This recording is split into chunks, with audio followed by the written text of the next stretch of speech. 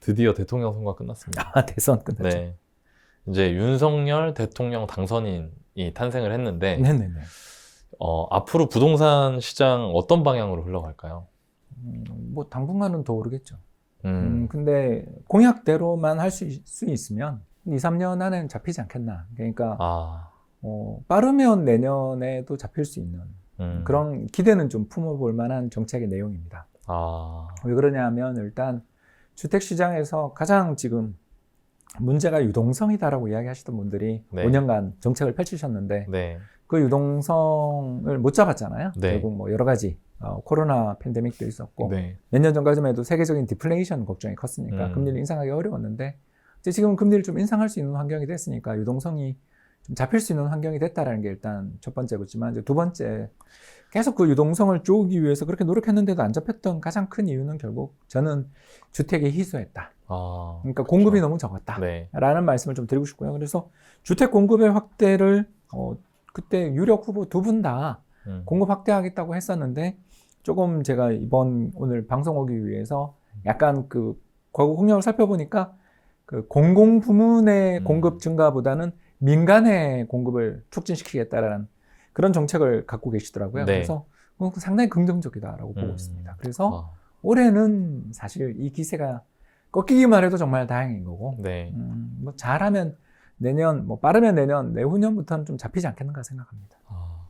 근데 이게 사람들이 보니까 그 윤석열 대통령 당선인 공약이 집값을 올리는 공약들이, 내용들이다. 이렇게 생각하시는 분들도 있으신데, 이 공약대로 됐을 때 공급이 늘어나게 되기 때문에 결국에는 네. 집값이 잡힐 수 있다. 이렇게 보시는 건가요? 그러니까 지금까지 왜 집값이 안 잡혔냐 하면 수요 측면에서는 계속 저금리, 공급 측면에서는 지속적으로 공급 부족. 그래서 사실 국토부 쪽에 그 공급 대책 관련 자료들을 살펴보면 네.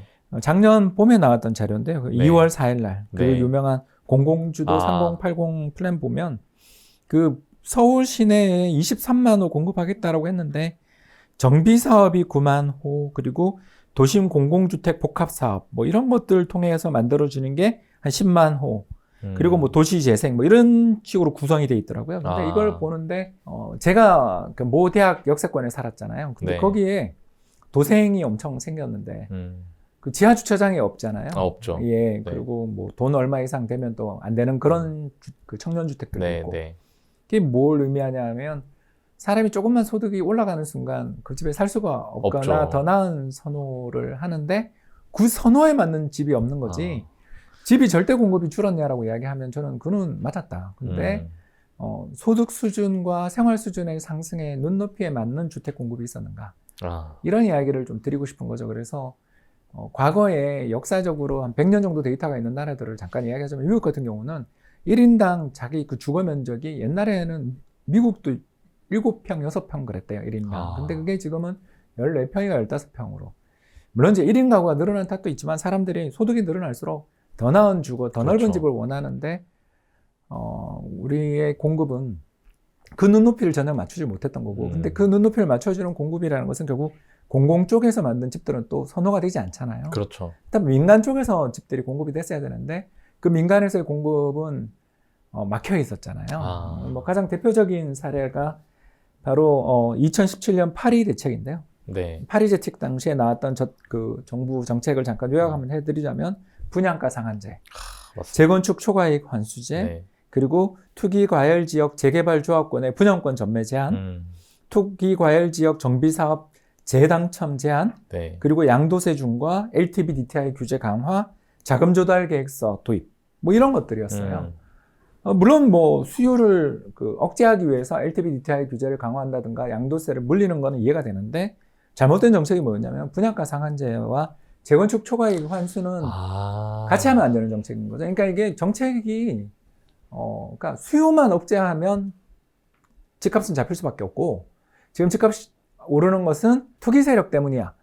이런 프레임을 갖고 정책을 펼치니까 물론 그게 일부는 맞죠. 근데 여러분 아시는 것처럼 2021년 우리나라 역사상 그 세 번째 정도로 집값 상승률이 높았는데 20.2% 올랐죠.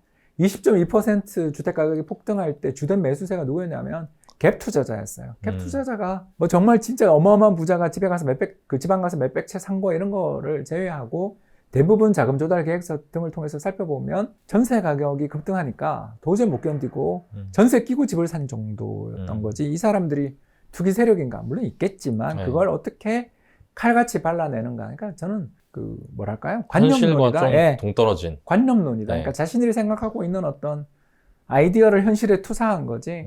현실을 보지 않은 정책이었던 거고 그게 제일 가장 심각한 심화파는 뭐 당연히 2020년 도입된 임대차 3법이 뭐 이 지경을 만든 거고요. 네, 그래서 그렇죠.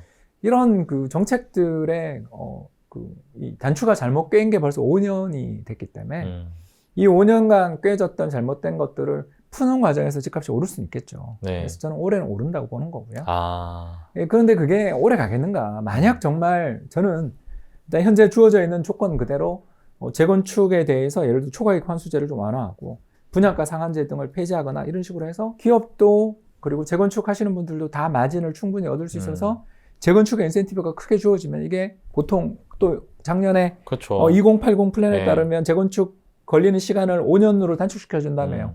그러면 이게 단축됐다라고 가정하면 4년 뒤, 5년 뒤에 주택 공급이 눈앞에 보이는데 그 전에 내가 주택을 그렇게 공격적으로 사러 들어가겠냐는 거죠. 그러니까 사람의 판단은 직접적 공급도 중요하지만 곧 공급이 확대된다라는 것을 뚜렷한 신호로 주는 게 중요하지 않냐. 그래서 제가 지난번 잠깐 와서 3기 신도시 저걸로 안 된다라고 제가 자꾸 그런 네. 게 역세권은 전부 임대주택 짓고 역세권 멀리 떨어진 곳에만 민간주택을 짓는 식의 그런 3기 신도시의 공급이 그게 가능하냐 현실적으로. 그 정부가 정말 이제 신도시를 그렇게 공급해 주는 게 현실적으로 정말 가능하냐에 대해서 두 번째 이야기를 제가 뭐 했냐면 아직까지도 토지 보상이 마무리된 3기 신도시 후보 지역이 없잖아요. 네, 그렇죠. 이게 2018년 9.13 대책으로 도입됐으니까 만 4년 지나도록 4년은 안 됐군요. 3년 6개월 지나도록 이게 제대로 착공도 잘 안 된 게 너무 많단 말이에요. 그런데 그걸 갖고 집값을 잡겠다? 그리고 거기에 임대주택만 역세권에 잔뜩 짓고 말도 안 되는 이야기인 거죠. 그런 식의 그러니까 자기가 생각하는 아름다운 어떤 도시에 대한 꿈을 가지고 그걸 왜 정부 돈을 갖고 거기다 실현을 시키냐고요. 수요자들이 원하는 주택을 공급해줘야 집값을 잡을 텐데 내가 생각하는 아름다운 도시는 이거야 라고 생각하는 주택시장 또는 세종시를 죄송합니다. 그 따위로 만들어 놓은 일부 사람들이 꿈꾸는 지역 친화적이고 뭐 시민들 간에 있어서 정과 우위가 넘치는 뭐 마을 뭐 이런 거 전형적인 그 농경 사회에 대한 환상을 가지고 네. 농촌 생활도 제대로 안 해본 사람들이 그런 이야기를 하고 있는 거죠. 자신이 꿈꾸는 이상향을 현실에 투사하는 그런 관념주의적인 그런 생각을 가지신 분들이 일단 지금 정책을 펴지 않게 됐다는 것만 해도 주택 가격을 잡을 가능성은 높아진 거 아닌가 생각합니다. 뭐 일시적으로는 뭐 주택시장의 시그널로 자극할 수는 있지만 근본적인 문제가 해결될 수 있는 부분들이 많아 보인다. 그렇죠. 그러니까 재건축 아파트 같은 경우는 거기에 살고 있는 사람이 지금 전세 얼마 주냐 하는 사용 가치, 여기다가 이제 두 번째가 그 가지고 있는 지분 가치, 여기다 이제 세 번째가 뭐냐면 재건축 재개발이 이루어진다 하더라도 그 재건축 재개발까지 걸리는 불확실성 이런 네. 것들이 그 가격에 반영되어 있었는데 주변에 있는 아파트가 20억인데 예를 들어 재건축 아파트가 훨씬 더 자기 보유하고 있는 토지도 많고 집도 더 좋은 자리에 있는데도 불구하고 15억이다. 그러면 거기는 5억의 마이너스 프리미엄이 붙어 있는 거잖아요. 그렇죠. 재건축이 안 될 거라는. 네. 그리고 분양가 상한제 때문에 너 해봐야 수익성도 없고 이거 맨날 싸우다가 서로 소송 갈 거다. 네. 그렇잖아요. 재건축 조합들 다 소송 가 있는 거 아시잖아요. 그렇죠. 왜 그러냐면 수지타산이 안 맞아서 그런 거잖아요. 그러니까 된다라는 건 알지만 우리가 이 집이 지어질 때쯤 돼서 주택시장이 어떻게 될지에 대해서 불확실성한 상황에서 유일하게 좀 보장받을 수 있는 게 분양가라도 좀 제대로 받아가지고 자기 분담금을 떨어뜨릴 수 있다면 그 문제를 보상받을 수 있는데 자기 분담금들이 전부 다 높아지고 그렇죠. 로또 당첨된 사람들만 녹아났잖아요. 뭐 원베일리 10억이네 뭐 그러잖아요. 네. 얼마나 배가 아파요. 이 사람들은 그냥 지금까지 소득도 많으면서 20년 동안 집 안 사가지고 버티다가 네. 69점 돼가지고 그걸로 추첨해서 붙은 거잖아요.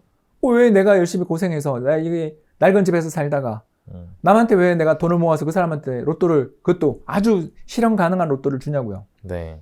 그러니까 이 사람들의 심리라는 걸 전혀 생각하지 않은 그런 규제, 그 대표적인 규제가 2017년 파리 대책이었고 그 다음 9.13도 그때라도 풀었으면 되는데 그때 신도시 개발로 네. 돌아섰고 또 신도시 개발이 또 기억나시겠습니다만 2021년 또 공공택지 스캔들까지 LH 스캔들까지 네. 그러니까 이러면서 지금 좌초한 상황이잖아요. 그래서 주택 공급에 대해서 굉장히 어려운 상황이고 특히 분양가 상한제 때문에 가장 대표적인 사례가 지금 둔촌주공이잖아요. 둔촌주공이 분양을 했어도 옛날에 했어야 되는 게 지금 사실상 후분양으로 가게 되면서 지금 건축 자재비 이런 거 급등하면서 가격이 계속 오르고 저 늦어지는 거 아니냐라는 그런 걱정감이 나잖아요. 이런 수도권 최대 1만 호 정도가 들어오는 이 거대한 물량들이 예를 들어서 작년에만 공급됐다면 전세가 그렇게 급등했겠냐 이거죠. 네. 전세 전세 가격이 그렇게 급등하니까 갭투자가 활성화된 건데 네. 1만 호 정도 되는 새 집이 그 좋은 입지에서 공급이 그렇게 신속하게 됐다면 이렇게 전세 가격이 오르면서 정말 임대차 3법이 이런 악순환을 일으켰냐고요.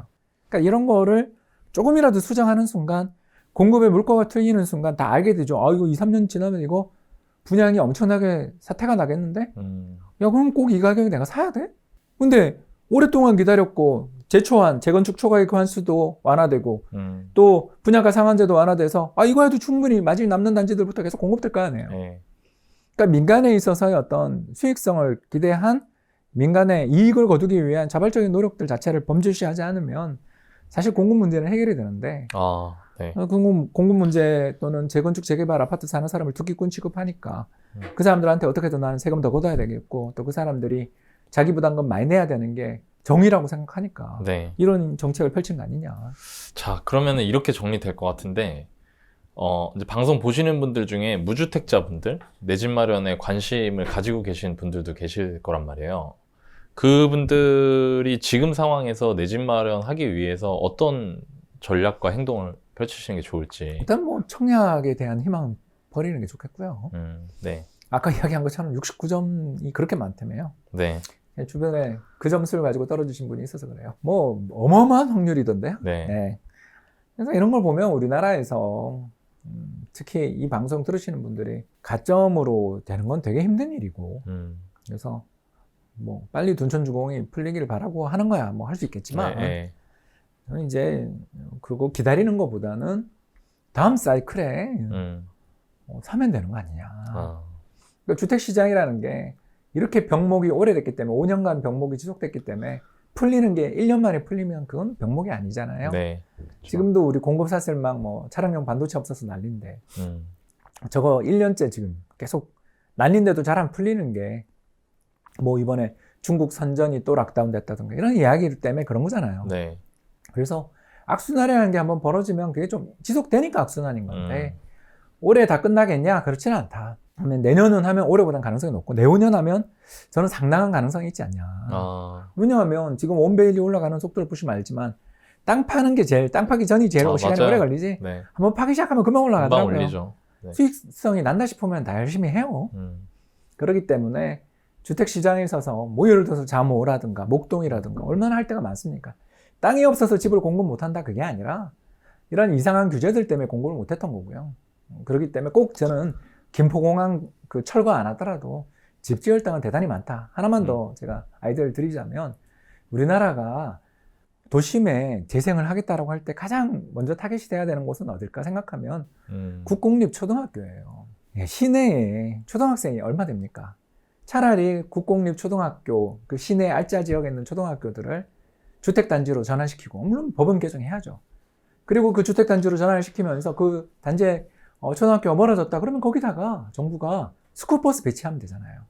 오히려 부모님들 입장에서는 등하교를 나라에서 스쿨버스로 시켜주는 게 더 좋을걸요? 왜? 걸어가는 길이 훨씬 더 위험하지 않습니까? 전세나 월세 거주를 뭐 자이든 타이든 하고 계신 분들도 많으시고 앞으로 임대 시장이 어떻게 될 거라 생각하시나요? 이제 지난해 지지난해 너무 급등했기 때문에 차익 실현도 좀 있고요. 또 올해 인천, 내년 서울에 입주가 있잖아요. 그렇기 때문에 조금은 안정되리라 봅니다만 원체 임대차 3법이 가져온 파급력이 너무 커서 그렇게 급격히 안정되기는 어렵지 않냐. 다만 이제 그 전세자금 대출 물론 이게 정부가 얼마든지 바꿀 수 있습니다. 참고로 전세자금 대출에 대한 보증 한도 축소는요 정부 법으로 만든 게 아니고 주택보증 HUG라고 하죠. 허그의 내규를 그냥 손본 겁니다. 그런 것들이기 때문에 뭐 이런 부분들도 갭 투자 방지를 위한 전세자금 대출 보증 규제도 역시 이것도 보증기관의 내규입니다. 음. 법이 아니에요. 네. 그래서 국회 통과가 필요 없습니다. 그래서 바로 바꿀 수 있습니다. 기관장 바꾸면 되는 거고 네. 그건 기관장이 정부의 지시를 받아 바꾸면 될 문제거든요. 그래서 대출은 다시 저는 재개될 가능성이 있지 않냐. 다만 금리 올라가는 게 바뀌겠냐. 아, 그렇지 않습니까? 네, 영향을 많이 예, 주죠. 세계적으로 이 인플레가 음. 전쟁이든 뭐든 아무튼 코로나 때문에 네. 다시 락다운 들어가면 인플레가 안 날 수가 없잖아요. 음. 그런 인플레이션이 나고 있는 상황에서 금리를 안 올리기는 되게 어렵다. 그럼 금리는 올라가게 된다라는 것은 기정사실이고 그러면 전세 자금 대출도 결국 이자예요. 네. 그러면 저는 월세로 많이 가지 않겠느냐. 그게 현실적이고 저는 임대차 3법을 누차 이야기합니다만 전세 멸종법이라고 보거든요. 이게 전세가 의미가 언제 없어지는 거죠. 그 가격을 내고 전세를 산다라는 건 저는 이해를 잘 못하겠고요. 뭐 오늘도 잠깐 마포에 있는 지역에서 마포에서 식사를 하는 김에 용광동 일대 부동산 좀 보러 다녔는데 네. 전세가 대부분 12억에서 15억이에요. 제가 봤을 때 그게 의미가 있는가. 네. 그 시세를 내고 들어오시는 분들은 아마 자가인데 지금 네. 잠깐 못 들어가는 정도인 거지 이제 그 전세를 내고 들어가는 사람들을 서민이라고 부를 수 있는가. 아니다. 네. 그냥 자발적으로 집을 안 사는 분들이거나 다른 의도가 있는 거죠. 청약 가점 때문에 기다리고 계시는 걸 거예요. 네. 그런 분들한테 돈을 대주는 게 무슨 의미가 있는가. 음. 전세자금 대출에 대한 규제는 저는 필요하다고 봐요. 음. 대신 월세 쪽에 있어서는 저소득자, 예를 들어서 연간 소득 5천만 원 미만이다. 네. 뭐 이렇게 되는 가정에 한해서 월세 쿠폰을 정부가 1년치 월세가 있다면 2달은 정부가 낸다든가 이런 식의 정부 보조 지출 등 그러니까 복지는 정부 돈으로 하는 거지 규제로 하는 게 아니라는 거죠. 그걸 잊지 않으면 사실 이 문제도 그렇게 어렵지 않고 더 나가서 이렇게 월세 위주로 시장이 재편되면 월세로 나간 돈들 준비 가능하잖아요. 네. 왜냐하면 임대차 3법 중에 하나가 또 신고제가 있죠. 네. 그러면 그걸 가지고 연말정산해 주면 되잖아요. 그러니까 아무 돈 안 들이고 마음 편하게 집값을 잡으려고 하다가 이 사단이 난 거잖아요. 네. 그렇다면 돈을 쓰면 된다. 대신 올해 우리나라 성장률 3% 나올 것 같고 물가 3%면 GDP 성장률이 올해 명목 성장률이 6% 이상 나올 텐데 우리나라 세금은 또 전부 다 인플레 연동이 안 돼 있어요. 네. 우리 그 고가 아파트 논란 기억나시죠? 9억이 네. 12억 되는 거 네. 봤잖아요. 그런 것처럼 옛날에 만들어진 가격에 있어서 인플레 나면 정부 세금이 엄청 잘 거쳐요. 그리고 증세도 쉬워요. 별로 문제도 없죠. 저항이 네. 없으니까. 네. 그러니까 이런 점들을 생각하면 아니, 저는 증세는 하자. 노령화도 되고 우리나라 정부가 너무 적어요. 그러니까 작은 정부는 이제 꿈이니까 우리나라 사람들이 전부 무슨 일만 생기면 정부 욕하는데 정부가 돈 안 쓰고 될 일이 없잖아요. 이제 네. 민간에 대한 규제만 풀어도 주택 공급이 이루어진다면 전세 문제들은 좀 2년 정도 봅니다만 그 뒤에는 오히려 하락 가능성도 있지 않냐. 2023년부터는 일단 서울도 풀리고 올해는 인천 네. 이쪽 물량들이 꽤 나온다라는 건 뭐 다들 아시는 거 바와 같고요. 2기 신도시 물량들도 좀 있고 네. 그렇게 해서 한 5년 기다리면 또 2027년에는 뭐 될지는 안 될지는 저도 모르겠습니다만 3기 신도시 물량도 결국은 나올 테니까. 네. 그럼 전세는 뭐 좀 그래도 뭐 조금은 나아질 수 있을 것 같다. 이제 공급이 된다 하면. 아이고 아예 전세 가격 자체가 말이 안 되는 그렇죠. 레벨이라. 지금 가격이 너무 많이 비싸니까. 예, 아니 뭐 몇 년 전 네. 전부 다 실거래가 아파트 실거래가가 지금 전세가인데 네. 그걸 낼 수 있는 그러니까요. 사람이 얼마나 되겠습니까? 네, 그러니까 월세로 그렇죠. 가는 거고 그 월세로 가게 되는 문제는 정부가 정책으로 풀어야지.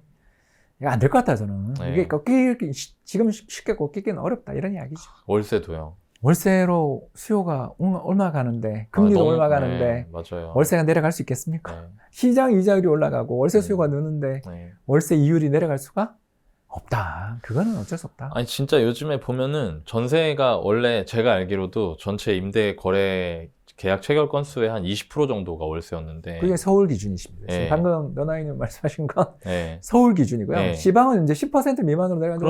오래됐습니다. 예. 근데 이게 최근에 40%까지 올라왔더라고요. 그럼요. 캡 투자해야 되니까. 근데 월세가 이게 부담이 이제 옛날에는 솔직히 제가 한 5년, 6년, 7년 전만 해도 뭐 월세로 100만 원 낸다고 뭐 미쳤다고 했었거든요, 진짜 사람들이. 요새는 너무 저렴하죠. 근데 요즘에는 월세 100만 원 아래 되는 게 거의 없어서. 거의 없습니다.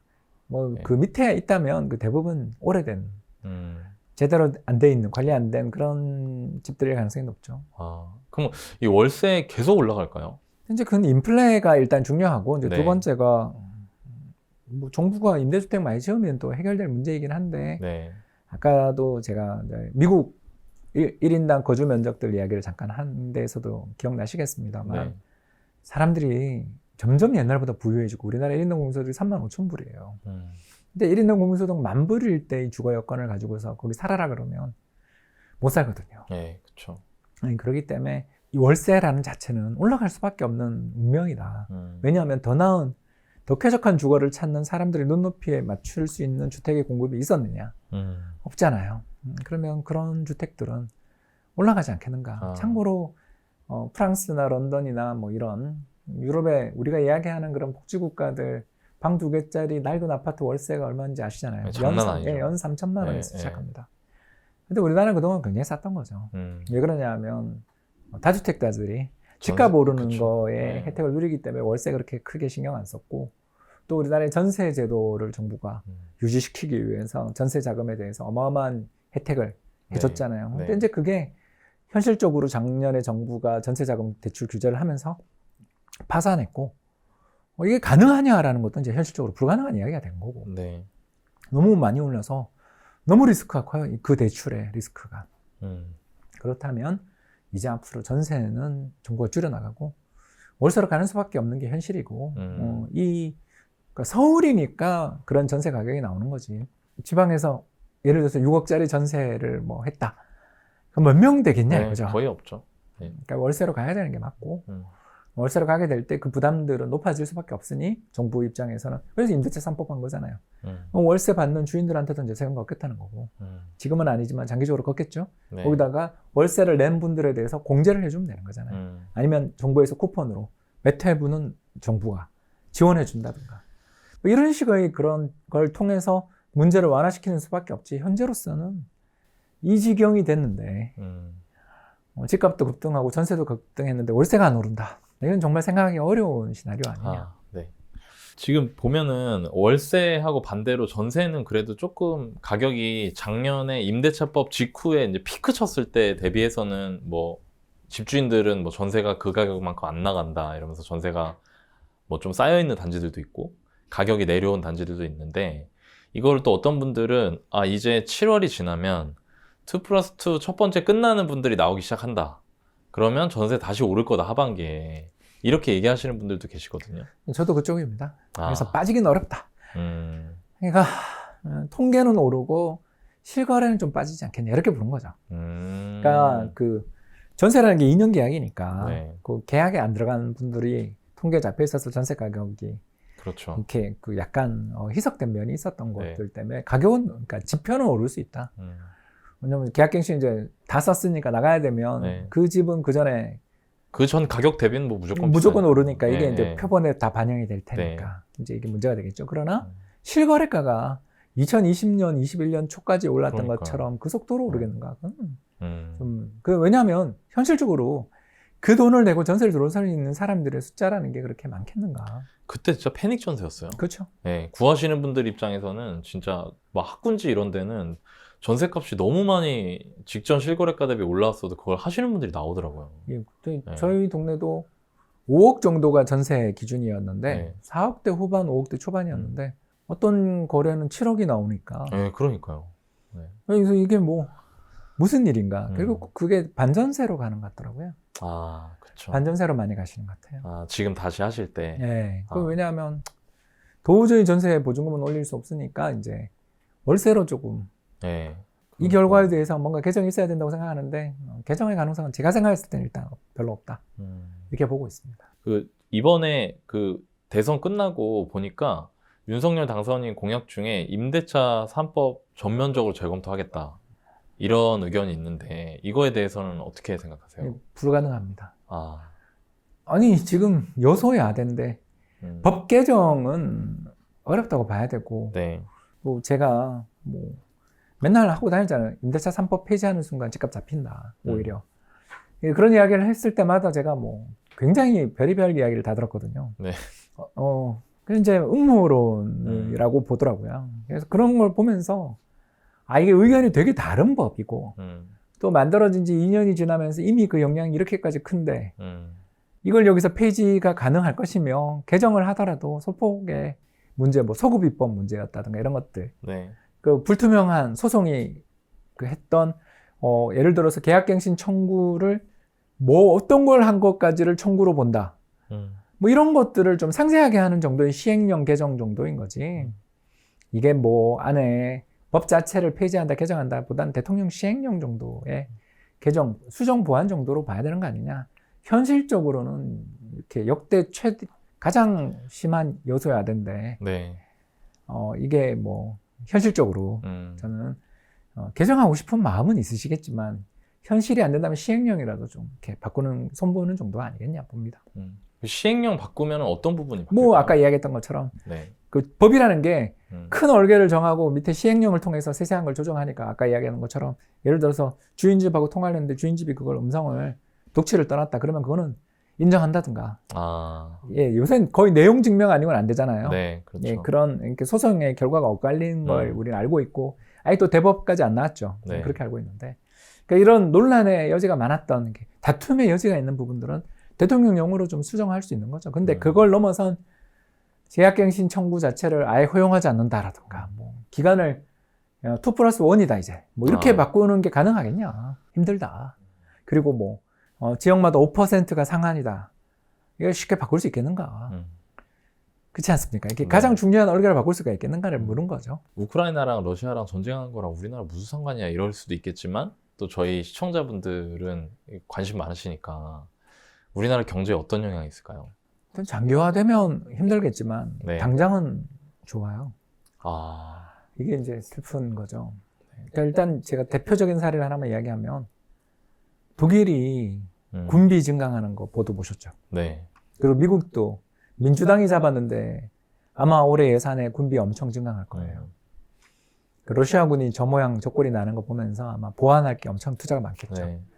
그러니까 제가 드리고 싶은 이야기는 뭐냐면 전쟁이 나면 전쟁 당사자는 힘들어요. 근데 전쟁 당사자 주변 나라의 경기는 좋아져요. 아하. 왜? 위기의식이 올라가는 거죠. 위기감이 올라와요. 그러면서 정부가 돈을 쓰게 되고요. 두 번째, 중앙은행이 금리를 공격적으로 인상 못해요. 왜냐하면 명분이 생겼거든요. 지금 나타나는 인플레는 전쟁 때문이다. 근데 이거 금리 인상해서 효과가 있냐? 이렇게 이야기할 수 있는 거죠. 그렇죠. 또 전쟁 끝나면은 금리 올라간 게 부작용이 있을 수도 있고. 그렇죠. 그러니 정부가 만약에 그런 침략자들을 막기 위해서 정부가 군비를 확장하는데 거기다 금리를 인상한다? 이거 내부 총질 아니냐. 그러니까 그런 일들이 있어서 실제로 과거에 있었던 주요 전쟁 때를 보면 금리 인상이 있더라도 천천히밖에 못 올려요. 그러기 때문에 전쟁이 장기화돼서 스태그플레이션 난다 이러면 빠지는 거죠. 그거는 뭐. 근데 그건 우리가 모르는 거고 전쟁이 뭐 10년 갈 수 있다라고 이야기하시는 분들 계시지만 저는 그렇게 생각 안 하는 게 그 전에 러시아가 파산할 텐데 전쟁이 흐지부지 되면 되지. 그러니까 명분상으로는 끝내지 못한 채 그냥 그런 전쟁도 되게 많거든요. 힘이 다 빠져서 서로 향해 그냥 그러니까 약간 뭐 국지적인 그런 거밖에 없는 거가 되면 사실상 정전 상태가 되어버리는 그런 전쟁도 되게 많거든요. 그러니까 이런 것처럼 이게 얼마가 될 거냐에 대해서는 알 수가 없는데 저런 식으로 자기가 가지고 있는 군사력의 대부분을 투사하고 그죠? 이번에 뭐 우리나라에 있는 블라디보스톡 쪽에 있는 군대까지 나갔다며요. 근데 그 러시아의 경제력이 한국보다 훨씬 적거든요. 훨씬 못 살아요. 그런 나라가 수십만 명의 군대를 자기 나라에서 방어 전쟁도 아니고 다른 나라를 침략하러 가서 오래 버틸 수 있을까요? 하루에 뭐 몇십 조씩 비용이 나간다라는 그런 보도를 보셨겠지만 우리도 하루에 예를 들어서 10조씩 전쟁 비용을 쓰면 100일이면 1000조잖아요. 우리나라 1년 GDP가 2000조인데. 그렇네요. 예, 그렇기 때문에 이게 장기화될 수 있느냐. 그러니까 불안은 있을 수 있죠. 네. 핵무기 근데 뭐 핵무기 있으면 다 같이 죽는 거니까 그냥 저는 그때 주식 들고 죽겠습니다. 아니 그렇잖아요. 어차피 다 죽을 건데. 뭐 중요한 건 벙커에 들어가서 살면 뭐 하냐고요. 결국 굶어 죽을 텐데. 그러니까 전쟁이 벌어져서 핵전쟁이 난다. 그래서 위험하다라고 하는 분한테 대안이 뭐냐. 저는 항상. 당신 뭐 좋은 벙커 파놔서 거기 한 100년 살 수 있냐. 난 근데 100년 동안 벙커에서 살기 싫다. 그냥 전쟁 나면 난 그날 죽고 싶다. 그날. 러시아가 장기전을 할 수 있는 국력도 아니고 저 나라가 그러게요. 안에서 내부에서 붕괴되는 게 걱정이지. 차라리. 그래서 부도부도 그러는구나. 그렇죠. 왜냐하면 달러로 결제를 못 하니까. 그러니까 요새 루블 주겠다 그러잖아요. 네, 막 루블 같이 폭락하고 막. 여러분, 이게 이제 오해인데 경제적으로 보면 전쟁은 백해무익하거든요. 왜 그러냐면 러시아 경제 저거 전쟁 지금 끝나서 현 수준에서 철군했다. 경제가 돌아갈 것 같아요? 2014년인가 15년 GDP를 아직도 회복 못했어요. 러시아가. 한국이 물론 GDP 성장을 해서 러시아를 제낀 것도 있지만 우리가 네. 경제 규모가 러시아보다 크잖아요. 훨씬 네. 크거든요. 1인당 국민소득 2014년 레벨에 80%가 안 될걸요? 아, 진짜요? 네, 그럼요. 그때 그 체첸이랑 전쟁한 거 말씀하신 거 아니에요? 아니요, 저기 뭡니까? 2014년 우크라이나에 민주혁명 났을 때 그때 네. 예, 크림반도 병합을 했죠. 그때 다른 나라를 병합하면서. 네, 그때 규제를 받았죠. 뭐 일단 그때를 생각해보면 독일은 약간 그때 미쳤던 것 같고요. 아니 세상에 전쟁이 나서 각국이 전부 다 전화를 규제하고 있는데 거기서 파이프라인 끌어와서 노드스트림 2를 만들어 놨어요. 그러게요. 항상 역사가 참. 증빙하는 거죠. 메르켈 같은 역사상 최악의 정치가를 찬양했잖아요, 한때. 네. 저는 그 사람이 정책 펼치는 것들을 보면 느끼는 게 뭐냐면 자기밖에 없는 이기적인 그런 정책이었다. 네. 그 주변 국가의 관계, 자기들이 그동안에 받아왔던 거에 대해서는 전혀 신경 쓰지 않아요. 그래서 푸틴한테 붙어가지고 가스 뽑아오고 네. 그리고 또 나가서 자기가 유로존의 리더이면서 기억나시나요? 그리스 디폴트 시키려고 그러고 네, 그죠. 그 가혹한 네. 긴축 정책을 펼치고 요구하고. 왜 뭐 돼지들 그러고 네. 굉장히 이기적인 자기가 독일이 그렇게 잘 살게 됐던 게 솔직히 말해서 국방을 모두에게 위임하고 자기들 모든 돈을 경제 발전에 썼죠. 쓴 거는 어디 가버리고 그러니까 자기가 받은 거는 당연한 거고 남한테 해줄 우리끼리만 잘 살고 싶으면 유로존을 들어가면 안 되는 거고 그래서 유로존 들어가서 공동시장에서 그렇게 꿀을 빨았으면 남들이 어려울 때 좀 도와줘야 되는데 재정긴축, 가혹한 재정진축 요구해서 2020년부터 스페인, 그리스 그리고 이탈리아에서 요양원에서 수만의 노인들이 그렇게 냉동실에 들어가 있던 거 기억 안 나세요? 그 사회에 헬스케어 시스템을 박살냈잖아요. 재정긴축을 통해서. 그럼 악마 같은 일을 한 거예요. 근데 계속 그 사람이 전후 최장수 총리를 했다라는 건 독일 국민들 자체가 꿈을 꾸고 있었던 거죠. 이기적인 꿈이죠. 아름다운 그러나 이기적인 꿈을 꿨죠. 그러니까 그런 것처럼 현실을 지금 자각하게 됐죠. 저런 침략자가 주변에 있고 스트롱맨, 독재자가 다스리는 나라가 주변에 있다면 그 주변의 나라들은 그 독재자가 찌르면 자기 손도 피가 날 수 있다는 걸 인식시킬 정도의 고슴도치 정도의 방어를 갖지 않으면 언제든지 맞을 수 있다는 거잖아요. 그렇죠. 그러니까 그걸 다시 한번 재인식한 거죠. 자, 앞으로 10년, 20년이 지나도 중국의 정치 체제가 바뀔 것 같아요? 안 바뀌잖아요. 그렇다면 어떻게 해야 됩니까? 중국이 대만을 찌를 수도 있고 우리를 찌를 수도 있는 거잖아요. 그러면 그대로 맞아야 됩니까? 아니잖아요. 네. 여러분 그런 생각이 들지 않으세요? 그러면 나라들 각국은 어떤 정책을 쓰겠냐는 거죠. 군비 확장이거나 혹은 군 본무 연한도 늘어날 수도 있는 거잖아요. 네. 지금 18개월인데 유지될 수 있겠어요? 아니, 저출산이 계속된다고 가정할 때 군 복무 기간을 더 연장시키지 않고서 전투력이 유지되지 않겠죠. 어렵겠죠. 여러분 현실을 우리가 본 거예요. 그냥 국가는 돈을 받아서 국민들에게 뿌려주는 그런 자선 사업가 정도로 국가를 봤잖아요. 최근에. 네. 근데 이제 이번에 알게 됐잖아요. 냉혹한 현실을. 피투성이가 돼서 전쟁이 싸울 때 그 지지를 해주고 국민들과 함께 같이 죽어가는 그리고 무력을 투사해서 어떻게든 국민을 지키기 위해서 발버둥 치는 그런 존재잖아요. 그래서 결국 전사가 됐다고요. 우크라이나가 보여주잖아요. 네. 자, 그렇다면 우리가 그런 입장이 됐을 때 우리가 스스로를 지킬 능력과 자신의 자력 갱생에 의지가 없는 나라를 남이 도와줄까요? 우크라이나가 처음에는 다 일주일이면 끝날 거라고 생각하고서 아무도 지원 안 했잖아요. 잘 버티대요. 근데 네. 저렇게 우크라이나 국민들이 침략자에 맞서서 싸우니까 이렇게 우리가 지지하는 거고 저도 후원했어요. 자, 여러분 마찬가지입니다. 자신이 자기를 지키려는 의지와 용기를 가지고 있지 않은 국민을 어떤 누구도 지원해 주지 않아요. 그러면 앞으로 세상은 어떻게 될 거냐? 이런 블록화의 세상에서 무력을 키우고 자력 경쟁을 하기 위해서 살아나가기 위해서는 결국 정부의 기능이 커지고 증세가 되고 국민이 군대에 다 가야 되는 날이 올 수 있는 거예요. 이런 일을 해야 되는 현재 경제 상황, 세상의 상황들이 가고 있게 된 거죠. 그러면 이게 우리한테 나쁘냐? 저는 나쁘지 않다고 보는 거죠. 중국에 대해 가지고 있었던 헛된 꿈을 이제 버릴 수 있게 된 거잖아요. 네. 여러분 그렇지 않습니까? 이번에 갑자기 선전에 몇천 명 감염됐다고 그 경제 규모 자체가 한국만 해요? 예? 그거 봉쇄, 예, 그거 봉쇄하잖아요. 봉쇄하잖아요. 이게 아니 이게 지도자가 멍충하면 국민이 다 고생하는 거예요. 우리가 겪고 있는 이 오미크론 변이가 막을 수 있어요? 그렇게 막을 것 마스크 같아요. 잘 쓰고 다니고 부스터샷 맞아도 걸리잖아요. 네. 그러면 인정해야지, 현실을. 근데 왜 우리는 코비드 제로다, 코로나 제로다, 이걸 유지하면서 밀어붙이잖아요. 그럼 그 리스크는 전부 국민들이 지는 거잖아요. 여러분, 그렇지 않습니까? 그래서 중국 증시 어떻게 됐어요? 저런 잘못된 정책을 인정하지 않고 철회를 안 하잖아요. 왜냐하면 당은, 독재자는 무결점의 사람이어야 되고 무오류성을 이야기한, 북한도 그러죠? 네. 자, 그렇기 때문에 후퇴를 못 해요.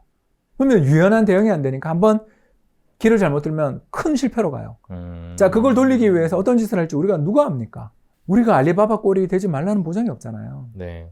따라서 우리 경제나 세계 경제 측면에서 보면, 야, 그러면 중국에 있던 그 공급 사슬망들을 세계로 다시 재편한다고 그럴 때, 또 다른 나라에게 맡겨야 된다고 그럴 때, 누구에게 맡기겠어요?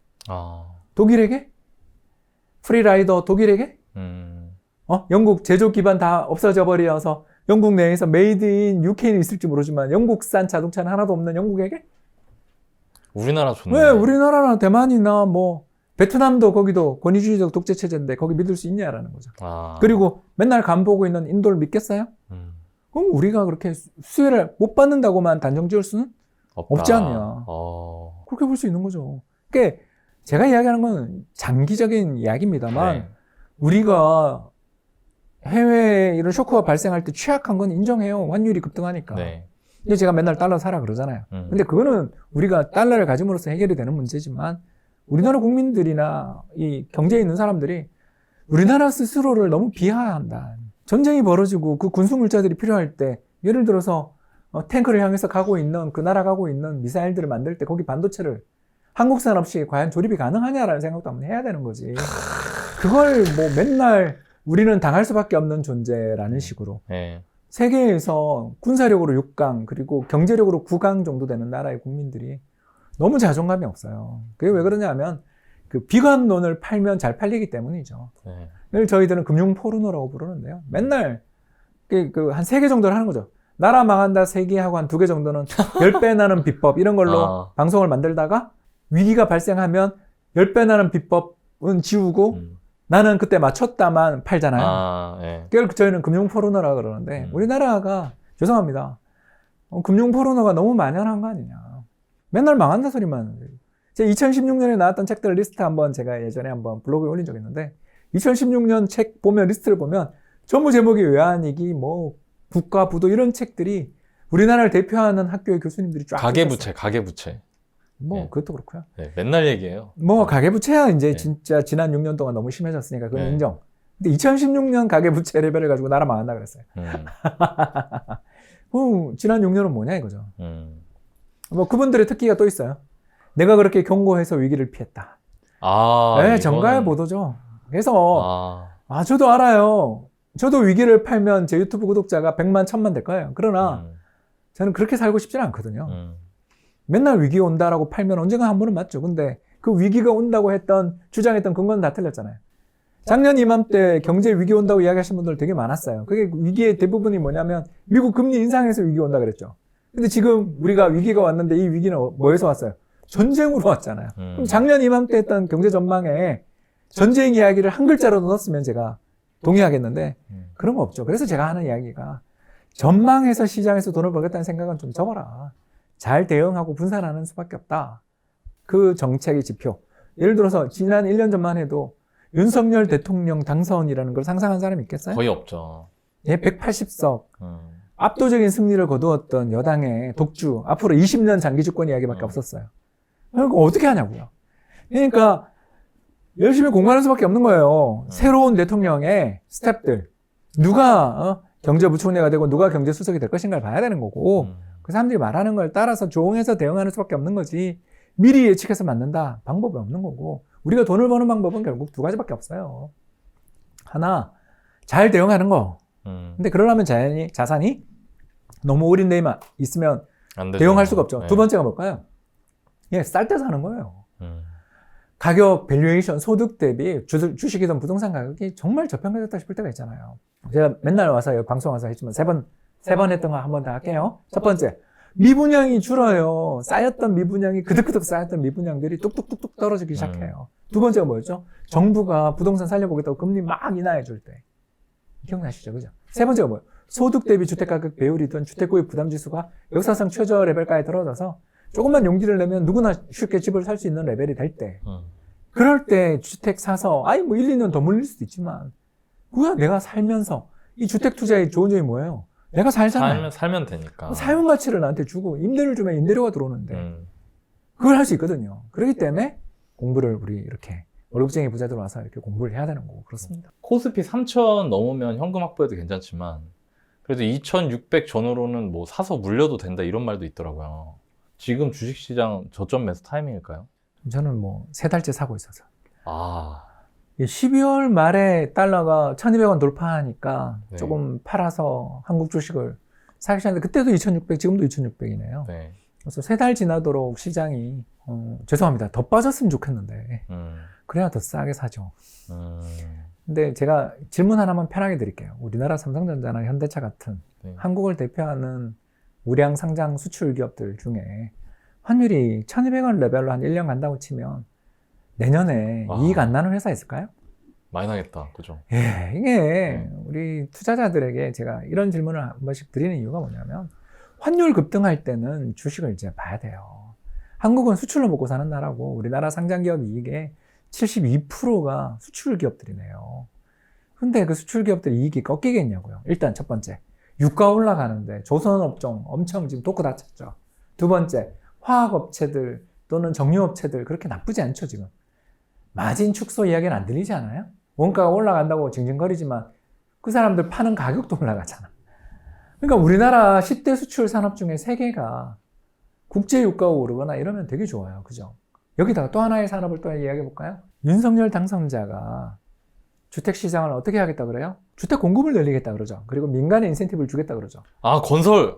왜? 건설업체가 나쁘겠어요? 또 건설업체가 좋은데 가구, 인테리어, 페인트, 목재, 시멘트 이런 업종이 나쁠까요? 또 조선 좋고, 여러분 조선 좋고 건설이 좋으면 철강회사가 나쁠까요? 또 전쟁의 공포 속에서 전부 군비 확장을 하면서 이제 전부 다 전자전인데 반도체 가격 폭락할까요? 우리나라 주식시장에서 BBIG, 배터리 바이오 인터넷 게임 같이 좀 정부가 밀어줬던 업종들은 투자하는 게 아니에요. 지난해 7월 고점 대비 지금 40% 빠진 거 보셨죠? 참고로 이거는 K 뉴딜 인덱스 기준입니다. 정부가 막 밀어붙이는 건 사면 안 돼요. 왜? 공급 과잉 리스크가 굉장히 커져요. 그 업종에. 왜냐하면 우리 정부만 미는 게 아니라 세계가 다 밀거든요.